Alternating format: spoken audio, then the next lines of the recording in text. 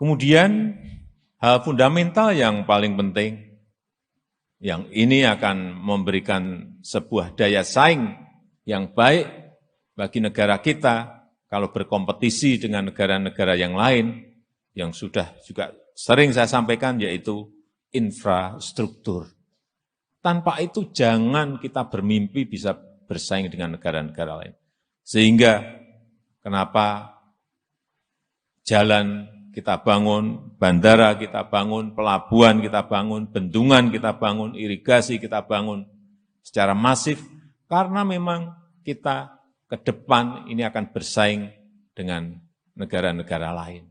Dan ini ada hal yang fundamental, meskipun mungkin awal-awal sakit, tetapi dalam jangka 5-10 tahun yang akan datang akan kelihatan manfaat dari pembangunan yang kita lakukan pada hari ini. Termasuk yang ketiga adalah hilirisasi, industrialisasi, yang juga sudah sering saya sampaikan. Hilirisasi itu apa sih? Kita ini sudah 77 tahun merdeka. Selalu bahan mentah yang kita ekspor. Nikel mentahan kita ekspor. Tembaga mentahan kita ekspor. Minyak kita ekspor. Dalam bentuk mentahan, tidak diolah. Timah kita ekspor. Kelapa sawit CPO kita ekspor. Tapi tidak dalam bentuk barang setengah jadi atau barang jadi. Sehingga nilai tambah itu ada di negara lain. Pembukaan lapangan kerja juga adanya di negara lain, karena mereka yang mengindustrikan. Inilah yang secara konsisten akan kita lakukan. 3 tahun yang lalu sudah kita stop nikel, stop. Kita digugat oleh negara EU, Uni Eropa ke WTO. Sampai sekarang belum selesai, karena kita stop. Menurut aturan, kata mereka nggak boleh digugat. Ya kalau kita digugat, kemudian kita takut dan tidak berani terus maju, ya akan terus-menerus seperti yang dulu-dulu, mentahan terus yang kita ekspor. Gugat ya gugat, kita hadapi.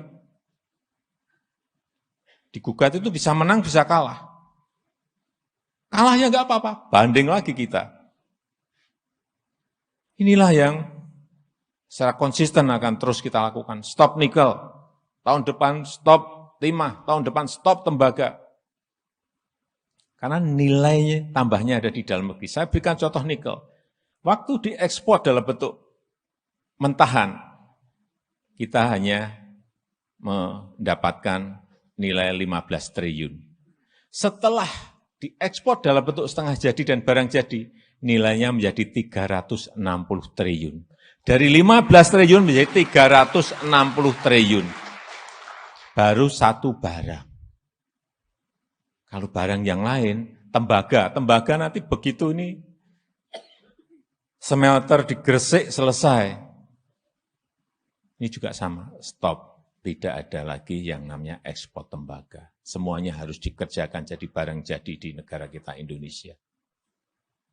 Saya baru saja ke Tembagapura melihat Freeport dan perlu saya sampaikan kepada para senior, para sesepuh, bahwa Freeport sekarang ini mayoritas sudah milik Indonesia, bukan milik perusahaan Amerika lagi. Karena sebelumnya kita hanya diberi 9,3%. 3 tahun kami negosiasi, sangat alot sekali, dan kita sekarang sudah memegang mayoritas 51%. Saya dulu-dulu nggak mau ke Freeport karena itu bukan milik kita, tetapi sekarang saya ke Freeport karena jelas itu sudah menjadi milik BUMN kita, artinya milik pemerintah Indonesia.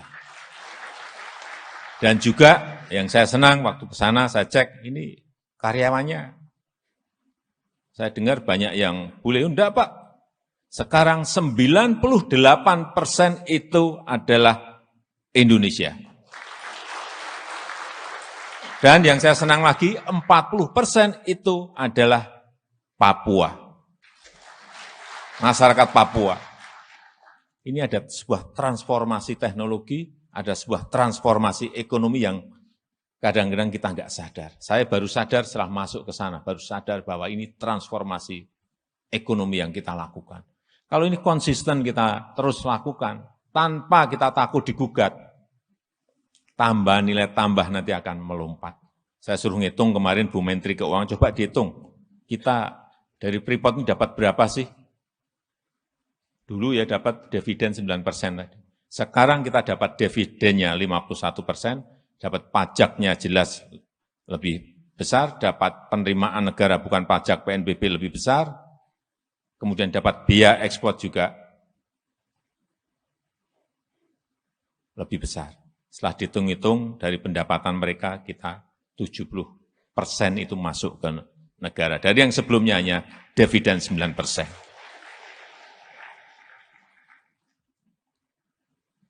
Kemudian juga blok rokan. Kalau Freeport itu sudah 51 tahun dikuasai oleh Freeport McMoran dari Amerika. Kemudian untuk yang di blok rokan, ini urusan minyak dan gas, yang sudah 97 tahun dikuasai oleh Chevron. 97 tahun. Sekarang juga sudah 100% dimiliki oleh kita sendiri.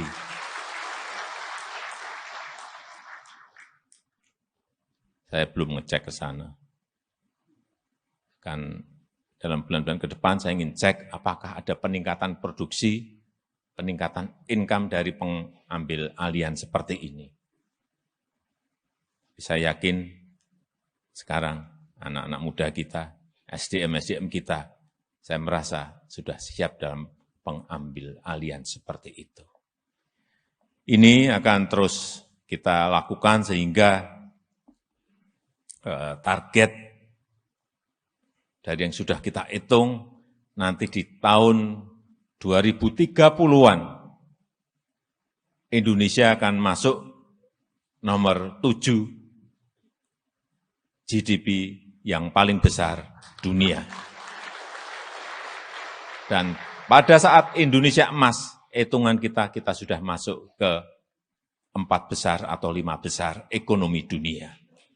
Asal konsistensi ini terus kita jaga.